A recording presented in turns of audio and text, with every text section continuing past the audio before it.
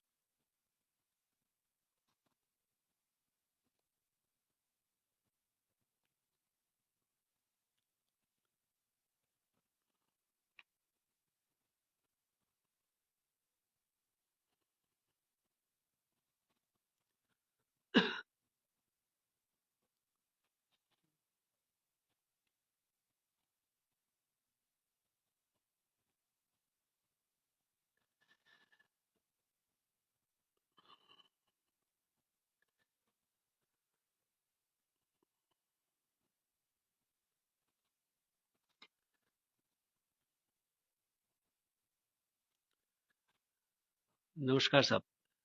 श्री नारायण जी। नमस्कार।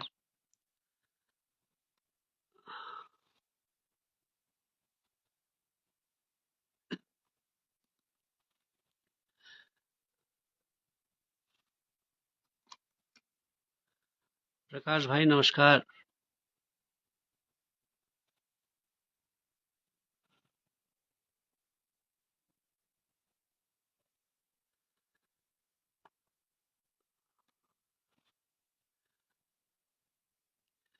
तो काफी सारे साथी जुट चुके हैं।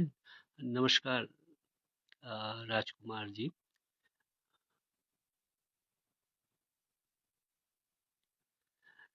तो मैं शुरू करता हूँ बातचीत। तो सभी साथियों का जो देख रहे हैं और जो भविष्य में अब बाद में भी देखते हैं लोग, तो सभी को नमस्कार। और बहुत दिनों के बाद जो है ये हम लोग जोशीमठ बचाओ संघर्ष समिति की तरफ से लाइव आ रहे हैं और अपनी बात रख रहे हैं। तो इस पूरे दौर में काफ़ी समय गुजरा है, और लेकिन इस पूरे समय में जो जोशीमठ को लेकर के एक लंबा आंदोलन, उस आंदोलन के बाद एक समझौता सरकार के साथ हम लोगों का हुआ अप्रैल में 2023 में। तब से जो है काफ़ी लंबा अरसा गुजरा, लेकिन उसके बाद भी हम लोग तो चुप नहीं रहे।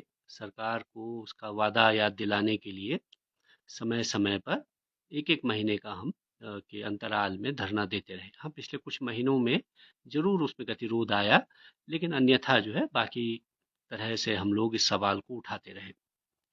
उस आंदोलन में कुछ सफलताएं, कुछ चीजें हमने हासिल की, और ये सब जनता के एकजुटता के बदौलत, जनता के सहयोग से, खास तौर पर जोशीमठ में महिलाओं की बड़ी भूमिका उस आंदोलन में रही। महिला शक्ति लगातार बड़ी संख्या में, बड़ी तादाद में उस आंदोलन का हिस्सा रहे, और वो सतत आप लगाइए कि 4 महीने, यानी पूरे 108-9 दिन तक लोग वहां आते रहे, बैठे रहे धरने पर।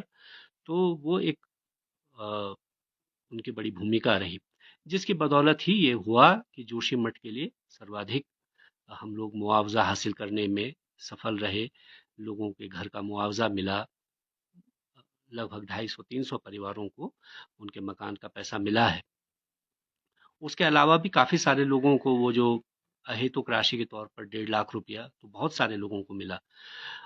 उसके अलावा जो है ये तय हुआ कि जोशीमठ के जो लोग हैं उनके बाकी जो सवाल थे मुआवजे को लेकर के या उनके पुनर्वास विस्थापन को लेकर के, जोशीमठ के स्थिरीकरण स्टेबलाइजेशन यानी उसके ट्रीटमेंट को लेकर के एक सहमति बनी। और उसमें जनता के इस बड़े दबाव के चलते आंदोलन की ये बड़ी सफलता थी कि सरकार जो है इस बात के लिए राजी हुई कि वो 1,500 करोड़ रुपए से ज्यादा लगभग 1,600 करोड़ रुपया जोशीमठ के लिए स्वीकृत हुआ। और जो है वो जो पैसा स्वीकृत हुआ उससे पहले जो जोशीमठ को लेकर के व्यापक अध्ययन हुए।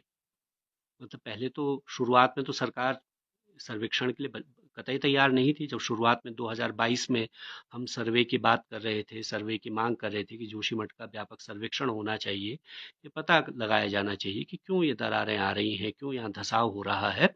तो नहीं, जब सरकार तैयार हुई तो हम ही लोगों ने, जोशीमठ बचाओ संघर्ष समिति ने ही पहल की और अपने आप जो है देश के चुनिंदा वैज्ञानिकों के साथ मिलकर के जो है उनको आमंत्रित किया, उनसे निवेदन किया और उन्होंने सर्वे किया और फिर वो सर्वे रिपोर्ट हमने सरकार को सौंपी।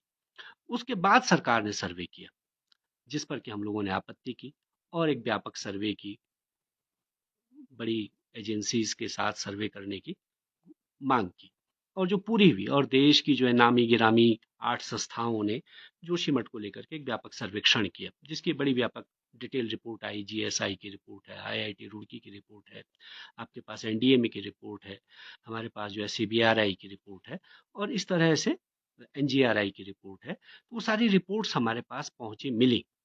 ठीक है, उन रिपोर्ट्स में कुछ चीज़ों को लेकर के हमारी आपत्ति थी, आपत्ति है, रहेगी, लेकिन उसके बावजूद उन रिपोर्ट्स का जो महत्व है वो ये है कि उसमें जो है जोशीमठ के हर तरह का, यानी कि उसके ज़मीन के नीचे पानी, पत्थर और पूरी जो जियोलॉजी है, उसकी पूरी ज्योग्राफी, पूरा उसका अध्ययन हुआ है व्यापक तौर पर। ये एक बड़ी उपलब्धि है, बड़ी बात है और ये केवल आज के लिए नहीं बल्कि भविष्य के लिए भी, यानी कि आने वाले 50-100 साल के लिए भी एक इस तरह का अध्ययन हमारे पास जोशीमठ का व्यापक अध्ययन उपलब्ध है जो कि हमेशा काम आएगा। यानी कि इसके विकास को लेकर के, यहाँ कोई नए ढांचे के निर्माण को लेकर के, यहाँ के पुनर्निर्माण को लेकर के ये जो अध्ययन हुए हैं ये हमेशा हमारे काम आने वाले हैं। और हम तो ये चाहते थे और हमने तो ये मांग भी की कि न सिर्फ जोशीमठ का बल्कि जो भी पहाड़ी नगर हैं और जो इसी तरह की समस्याओं से गुजर रहे हैं वहाँ सभी जगहों पर इसी तरह के व्यापक अध्ययन की जरूरत है। हमारे आंदोलन का ये वो था कि हिमालय में जो विकास निर्माण हो रहा है उसको लेकर के एक नई चर्चा, एक नई परिचर्चा पूरे देश भर में होने लगी और जो है उस पर व्यापक विमर्श जो है शुरू हुआ जोशीमठ के बाद। और देश भर में इस बात को लेकर के चर्चा गई कि हिमालय को बचाया जाना चाहिए, यहाँ इस तरह के निर्माण पर रोक लगनी चाहिए, ये सब बातें हुई। और न सिर्फ ये हुआ बल्कि ये भी हुआ कि देश भर से बड़े नामी गिरामी लोग, पर्यावरण क्षेत्र के लोग, बहुत सारे लोग हमारे आंदोलन में सहयोग करने के लिए जोशीमठ पहुंचे। न सिर्फ जोशीमठ आए बल्कि जो लोग नहीं भी आ पाए वो देश के अलग अलग हिस्सों से, अलग अलग कोनों से हमारे समर्थन में खड़े हुए, उन्होंने कहा। और वो रिपोर्ट न सिर्फ यहाँ बल्कि दुनिया भर में इसकी चर्चा हुई, बातचीत गई। ये उस आंदोलन की बड़ी उपलब्धि थी कि हम लोग उस चर्चा को देश भर में, दुनिया भर में ले जाने में सफल हुए और इसने एक चिंता पूरे हिमालयी राज्यों में, क्योंकि वो अभी भी हो रहा है, हिमाचल में ये सब चल रहा है, सिक्किम में हो रहा है, जम्मू कश्मीर में हो रहा है, बल्कि वहाँ तो इसी बीच हमने देखा कि रामबन वाला इलाका बिल्कुल इसी तरह की स्थिति से गुजरा। अभी बागेश्वर में जो चल रहा है या देश के जो हिमालयी राज्य हैं उन सभी जगह इस तरह की स्थितियां हैं और जोशीमठ ने उस दिशा में लोगों को सोचने के लिए बाध्य किया। ये उस आंदोलन की बड़ी उपलब्धि रही। लेकिन जो हमारा सहमति बनी सरकार के साथ, जो समझौता हुआ, असल बात थी कि उसको लागू करवाना, वो लागू होता समय पर, जो कि हमने कहा भी था। कि ये समयबद्ध जो है ये काम होना चाहिए, समय पर काम होना चाहिए। लेकिन ये जो है सरकार की बड़ी विफलता है, नकारापन है कि पिछले 1.5 साल में आप लगाइए कि अप्रैल 2023 में मुख्यमंत्री जी के साथ एक सहमति बन गई, और उस सहमति के बनने के 1.5 साल गुजरने पर भी कोई बहुत उसमें प्रगति नहीं हुई।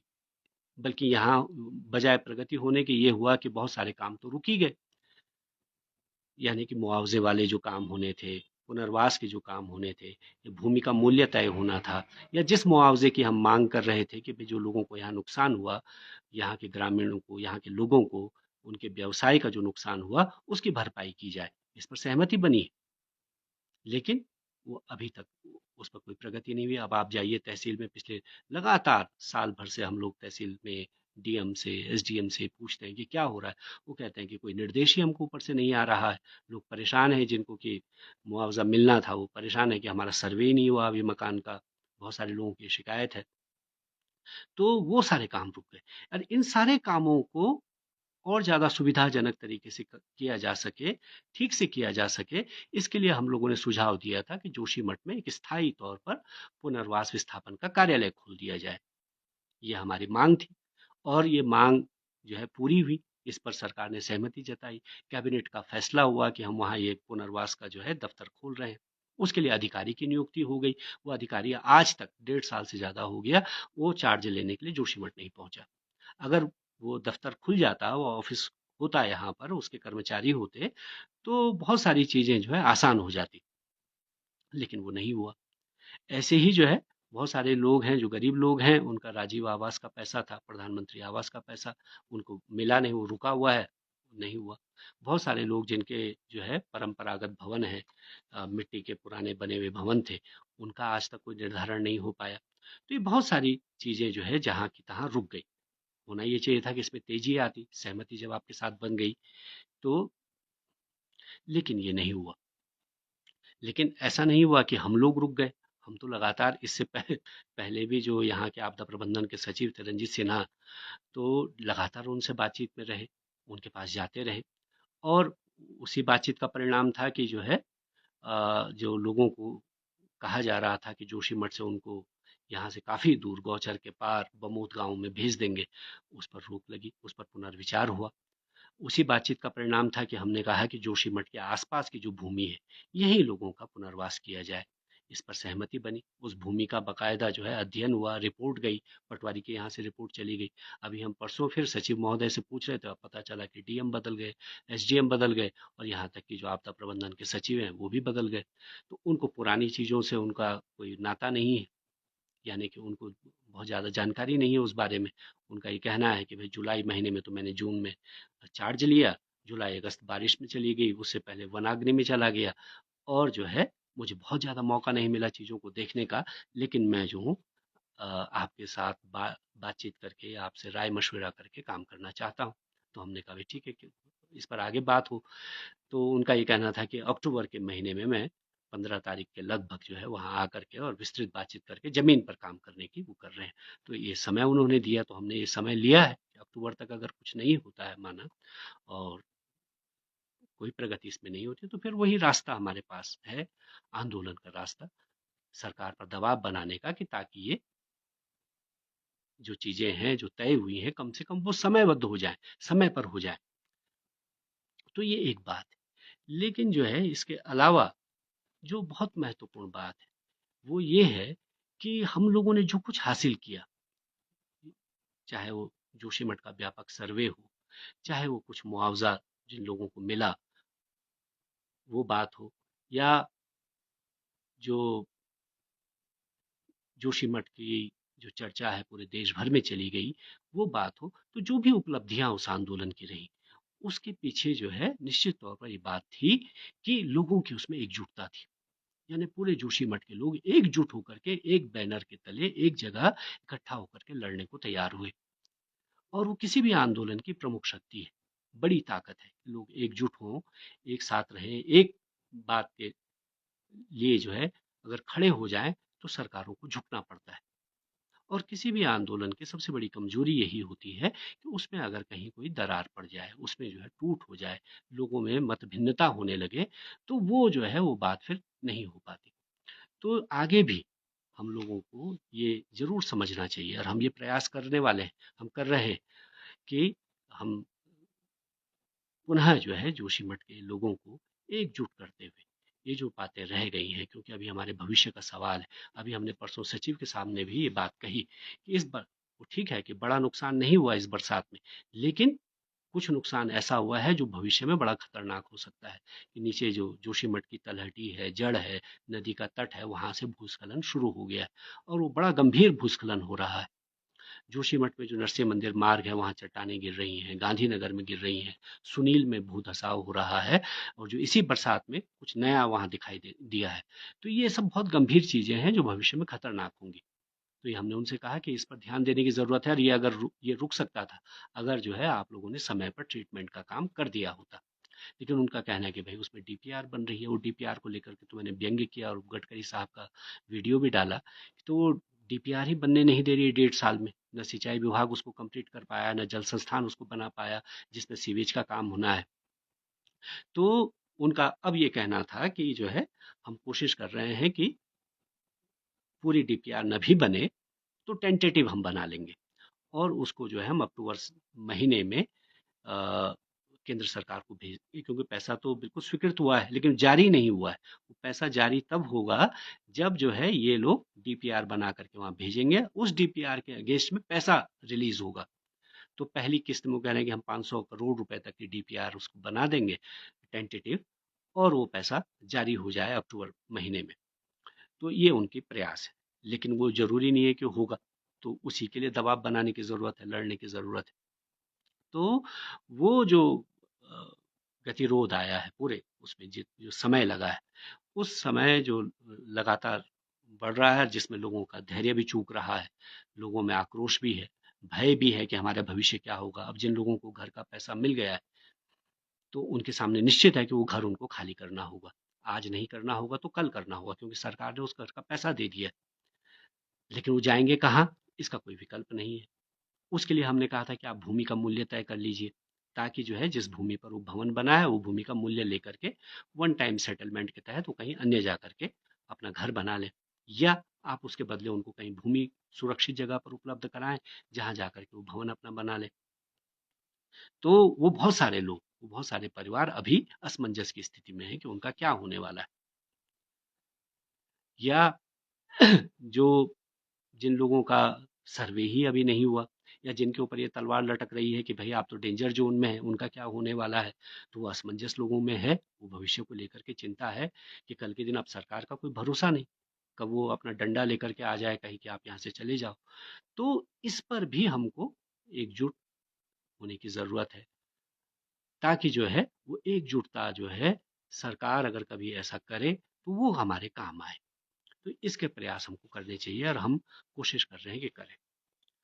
अब एक चिंताजनक बात है, हम लोग ये मान रहे थे कि ये जो पूरा जोशीमठ का जो धसाव हुआ, यहाँ जो मकानों में दरारें आई, इसकी मुख्य वजह हम लोगों ने मानी एनटीपीसी की जो टनल है, और उस सुरंग में जो लगातार विस्फोट हो रहे हैं। और हमने ये जाना भी, मतलब ये बात प्रमाणित हुई इस बात से कि पिछले 1.5 साल में विस्फोटकों का इस्तेमाल नहीं हो रहा था, टनल में काम बंद था। तो वो जो अ, धसाव था वो भी रुका हुआ था, मोटे तौर पर सभी लोगों की आम राय है। लेकिन अब चिंताजनक बात यह है कि लगातार एनटीपीसी हाईकोर्ट में जा गई, और उसने कहा, और एनडीएमए ने भी उसके समर्थन में जो है रिपोर्ट दिया है। मतलब एनडीएमए के पास जब ये हाईकोर्ट से जो मुकदमा था वो एनडीएमए के पास गया, और एनडीएमए ने एनटीपीसी को क्लीन चिट दे दी। अब क्लीन चिट दे दी है तो अब जो है उनके सामने रास्ता खुल गया इस बात का। वो हाईकोर्ट में गए कि भाई हमको विस्फोटकों की इजाजत दी जाए। और चिंताजनक बात यह है कि 2 दिन पहले से जो है एनटीपीसी की टनल में ब्लास्टिंग शुरू हो गई है। अभी 2 दिन पहले ही उन्होंने 2 ब्लास्ट लिए हैं वहां, ऐसी सूचना है। तो अगर वहां विस्फोटकों का इस्तेमाल शुरू हो गया है तो निस्संदेह जो है भविष्य में ये धंसाव वाली घटना फिर से होने वाली है, बढ़ने वाली है। ये हमारी चिंता है। तो इसके लिए भी हमको जागरूक होने की जरूरत है, इसके लिए भी हमको जो है फिर से बोलने की, लड़ने की जरूरत है। और वो जो है तभी हम लोग इसमें सफल होंगे जब हमारा जो लड़ाई है, जो हमारा आंदोलन है, जो हमारा संघर्ष है, वो एकजुट रहे, लोगों में एकता रहे।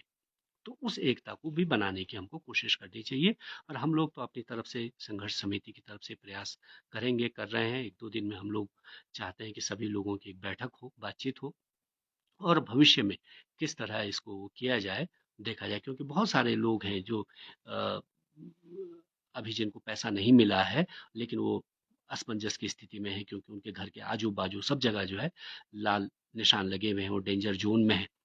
तो उनका क्या होने वाला है? और वो गाज जो है हम पर सब पर वो गिरने वाली है। अच्छा, बहुत सारे लोगों का सवाल था कि भई आपका क्योंकि पिछले दिनों में आपकी सक्रियता नहीं दिखाई दी, जबकि ये बात बिल्कुल नहीं है। एक कोई भी आंदोलन हो, उस आंदोलन का जो है अ, कई तरह के स्वरूप होते हैं, कई चरण होंगे। केवल धरना देना ही आंदोलन नहीं है, केवल सड़क पर उतरना ही आंदोलन नहीं है और आप अनंत काल तक यानी बहुत लंबे काल तक कोई धरना नहीं हो सकता, ना कोई अनंत काल तक आप प्रदर्शन कर सकते हैं। किसी भी आंदोलन की परिणति वार्ता में होती है और वार्ता के जरिए ही फिर उसका हल निकलता है। तो आंदोलन किया जाता है कि ताकि सरकार हमारी बात सुने, वार्ता के लिए तैयार हो। जब सरकार सुनती नहीं है, वार्ता नहीं करती, आपकी बात नहीं सुनवाई होती, तब आप आंदोलन करते हैं और आंदोलन के बाद जब वार्ता हो जाती है तो फिर उसमें हम एक सहमति पर पहुंचते हैं। उस सहमति पर हम लोग पहुंचे थे 2023 में मुख्यमंत्री जी के साथ बातचीत के बाद। उसके बाद भी जो है लगातार एक तो हम एक दिन ही धरना देते रहे कई महीनों तक। उसके बाद विभिन्न मंचों पे देश के जो है, जो क्योंकि हमारा आंदोलन इतना बड़ा हो गया और देश भर में चला गया, तो देश भर में हमको बुलाया जाता रहा। हम वहाँ गए और हमने जोशीमठ की बात लगातार वहाँ रखी विभिन्न मंचों पर, टीवी के विभिन्न चैनलों पर। अगर आप देखें तो लगातार हम लोगों ने लिंक शेयर किए हैं। अभी कल परसों भी जो है मैं देहरादून में था तो एक चैनल पर मैं ये बात रख रहा था कि जोशीमठ में क्या हो रहा है। तो लगातार हम ये करते रहे, वार्ताओं में जाते रहे, चिट्ठियां लिखते रहे, ज्ञापन देते रहे। तो निष्क्रियता हमारी कहीं नहीं रही। तो ये कहना कि वो नहीं रहा है तो ऐसा नहीं, लगातार जो है ये बना रहा और उसी का दबाव है कि कुछ चीजें लगातार होती रही। ऐसा नहीं कि भाई ये जो आपके डीपीआर है, तो डीपीआर बनाने वाले जो इंजीनियर्स हैं उन्होंने हमसे राय लिया कि भाई ये जो जोशीमठ में पानी के निस्तार का जो हमारे गदेरे हैं, इनका कैसे ट्रीटमेंट होना है, तो उसको लेकर के हमसे राय ली गई। तो हमने वो राय दी और उसको शेयर किया। बल्कि हमारे जितने ज्ञापन हैं, जितने प्रत्यावेदन हैं, जितनी बातें हैं, वो सब ऑनलाइन हम लगातार उसको शेयर करते रहे, साझा करते रहे कि हम क्या कह रहे हैं, लोगों को इसका पता चलना चाहिए। और कोई बात अगर उसमें गलत है तो हमसे पूछा जाना चाहिए और हम उसको सुधारें, उसको ठीक करें। अगर कहीं कोई और बात रह गई है, कोई और बात उसमें जोड़ी जानी है, आनी है, तो लगातार इसीलिए बहुत पारदर्शिता के साथ हम लोगों ने सारे अपने ज्ञापनों को, अपनी सारी बातों को शेयर किया। और अब क्योंकि जब देर हो रही है तो निश्चित तौर पर हमने कहा है कि अक्टूबर के महीने में अगर ये तय नहीं होता और जैसा सचिव आपदा प्रबंधन ने कहा है कि मैं आकर के जोशीमठ में अलग से संघर्ष समिति के साथ भी बैठूंगा, बात करूंगा और जनता के साथ भी बात करके अ, देखेंगे कि कैसे उसको जल्द से जल्द किया जाता है। और बहुत सारी जो चीजें रह गई हैं जिनको होना है, चाहे वो आपदा प्रबंधन का कार्यालय, ये जो विस्थापन पुनर्वास का कार्यालय ही खोलने की बात हो, चाहे लोगों के मुआवजे के जो रुके हुए मामले हैं उनकी बात हो, इन सब पर उन्होंने कहा है कि मैं बिल्कुल वहां आकर के बातचीत होगी। तो अगर वो नहीं होता है, हम चेतावनी दे के आए हैं, हम ये कह कर के आए हैं और इस बात की हमने घोषणा की है और दोबारा से इस बात को हम कह रहे हैं कि अगर अक्टूबर के महीने तक, जो उन्होंने 15-16 तारीख तक का समय दिया है, उस तक कोई निर्णय नहीं होता, इसमें कोई गति नहीं आती, तो निसंदेह ये फिर से वो लोगों का समर्थन जुटाने के लिए हम लोगों के बीच में जाएंगे, उनसे अपील करेंगे कि अपनी एकता, एकजुटता के साथ फिर से आपको लड़ने की जरूरत है, उसके अलावा कोई रास्ता नहीं। तो ये हम कल परसों में या 2 एक दिन में ये बैठक हो रही है, उसमें हम सब लोगों को, जो भी उससे जुड़े हुए लोग हमारे आंदोलन के साथी रहे हैं, उन सबको बुलाएंगे, बातचीत करेंगे। इसमें जो है, इसी जो हम आपदा प्रबंधन सचिव के साथ जो बातचीत हमारी हुई, उसमें रोपवे को लेकर के भी हम लोगों ने बात कही, क्योंकि हमने संघर्ष समिति की तरफ से बीच में रोपवे को लेकर के, जो ये रज्जू मार्ग है जोशीमठ का, उसको लेकर के ज्ञापन दिया था। जिसमें हम लोगों ने कहा था कि ब्रिटकुल एक संस्था है उत्तराखंड सरकार की, ब्रिटकुल, जो इसी तरह की चीज़ों की देखरेख करती है, उसका आकलन करती है। तो उनसे जो है इसकी जांच करवाई जाए। और आपने कहा कि क्योंकि यहाँ पे स्थानीय स्तर का जो यहाँ का वो लोग थे, वो शायद है उनका इंटरेस्ट नहीं था इसको चलाने में, तो इसको देखना चाहिए कि क्या दोबारा से चलाया जा सकता है, या इसको ठीक किया जा सकता है, या क्या किया जा सकता है, क्योंकि इससे बहुत सारा पर्यटन का व्यवसाय जोशीमठ का प्रभावित हुआ है, हो रहा है। तो आपदा प्रबंधन सचिव ने कहा है कि बिल्कुल जो आप कह रहे हैं, वो जो ज्ञापन आपने पहले दिया वो हमको भेजिए, और हम ब्रिटकुल से इसका सर्वे करवाने की करवाएंगे जल्दी ही। तो एक बात है। तो यही कुछ हमारे जो पक्ष था, हमारी जो बात थी, लोगों के बीच में हम रखना चाहते थे कि भाई ये सारे सवालों पर जोशीमठ के जो 11 बिंदुओं पर सहमति हमारे मुख्यमंत्री से बनी, उसके बाद लगातार जो हम लोग बोलते लिखते रहे हैं, और अब जो भविष्य में होने वाला है, क्योंकि ये आने वाले समय में अगर ये सारी चीज़ें क्लियर नहीं होती, यानी कि कहाँ लोगों का पुनर्वास होने वाला है, यानी कि जो लोगों को मकान का पैसा मिल गया है, वो लोग कहाँ जा कर के घर बनाएं, या उनको ज़मीन का कितना पैसा मिला वो अभी तय नहीं हुआ। उन्होंने कहा है कि वो वित्त विभाग में, फाइनेंस डिवीजन में गया है कि क्या भूमि का मूल्य होना चाहिए। और उसमें भी कुछ और भी दिक्कतें उसमें आ गई हैं, क्योंकि पहले जो आपदा प्रबंधन के सचिव थे रंजीत कुमार सिन्हा, उनका कुछ और कहना था और इनका कुछ और कहना है। तो उसको लेकर के भी अभी और बातचीत होनी बाकी है, क्योंकि जो प्रशासनिक बदलाव हुए हैं, उन्होंने जोशीमठ की ये जो स्थिति है इसको लेकर के भी कुछ चीज़ें, उसमें रुकावट आ गई है, क्योंकि जो नए अधिकारी आए हैं उनको पुरानी बातों का अभी तक पूरा पता नहीं है। तो ये एक बात है। इसके अलावा जो है, जो हम लोगों का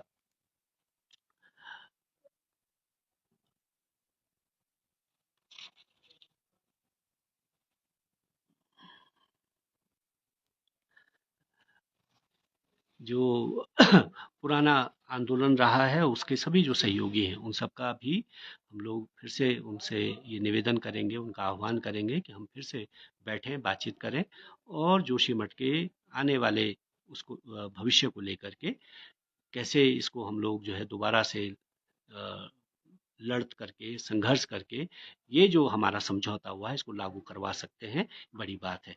तो ये जो 1600 करोड़ रुपया है, अगर जो है इस पर हमारी निगाह नहीं होगी, हमारी नज़र नहीं होगी, तो जोशीमठ के काम आने वाला नहीं है, वो केवल घोषणा में रह जाएगा। तो घोषणा कैसे अमल में आए, उसके लिए सजग होकर के, एकजुट होकर के, एक राय के साथ लड़ने की ज़रूरत है। ये भी मैं इस लाइव के माध्यम से अपील करने हम लोग आए हैं। तो आप सब लोग इस लाइव में जुड़े हैं हमारे साथ, आपने सुना है, और मैं ज़रूर आपसे अपेक्षा रखेंगे कि ये जो है ज़्यादा से ज़्यादा लोगों तक पहुँचे, जाए, आप लोग साझा करें, ताकि जो हमारा आने वाला जो भविष्य है, उसमें जो हम लड़ाई का या संघर्ष का जो कर रहे हैं, वो व्यापक लोगों तक जाए और सफल हो। तो ये एक बात है। बाकी जो है कल परसों में फिर हमारी मीटिंग हो जाएगी, हम लोग बैठेंगे, और उसमें जो निर्णय आएगा, जो भी उसमें बात होगी, वो आप सब लोगों के समक्ष रखेंगे, जैसे हम पहले रखते रहे। बहुत सारे लोगों ने आंदोलन के बहुत सारे सब चीज़ों को लेकर के बातें, सवाल बीच में उठे हैं, लेकिन हमने सबसे यही कहा कि हमारी सारी कार्रवाई लाइव चली है फेसबुक पर, चाहे वो तहसील में जब हमारा धरना चल रहा था तब, या उसके बाद लगातार वो रिपोर्टिंग हम लोग करते रहे हैं। तो उसको जो है दोबारा से देखने की ज़रूरत है, और भविष्य में भी जो हमारी लड़ाई होगी उसको बिल्कुल निश्चित तौर पर हम इसी तरह से आपके समक्ष आकर के पूरा उसका ब्यौरा रखते रहेंगे। आप लोग इस लाइव में जुड़े, आप, इसके लिए मैं आप सब लोगों का आभारी हूँ, धन्यवाद है। और इसको आप आगे भी साझा करेंगे, आगे भी शेयर करेंगे, ऐसी आपसे अपेक्षा है। धन्यवाद।